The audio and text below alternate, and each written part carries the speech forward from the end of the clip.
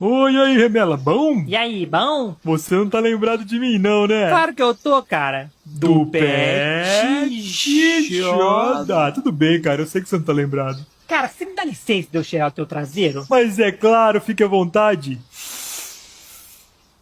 Você é o cara que brigou comigo por causa da ração naquele dia. Isso é isso. Nossa, eu tenho a cicatriz até agora aqui, ó. Cara, eu não tô conseguindo lembrar do teu nome, não sei porquê. Ou teu nome é muito feio, né? Porque eu sou bem bom com nome. Ah, tudo bem. Ha! Já sei! Você não tem nome. Como que eu não tenho nome? Uai, você não tem nome, quer ver? Se esconde aí pro teu dono te chamar. Amigão, Psyu. Aí, ó, é Amigão Psyu, tá vendo? Gostei do nome.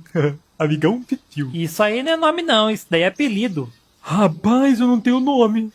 Você não tem nome. Ih, eu preciso de um nome. Você não tem. Eu tenho um nome, né? Eu tenho um nome, né? Lógico que tem. Teu nome é... Teu nome é...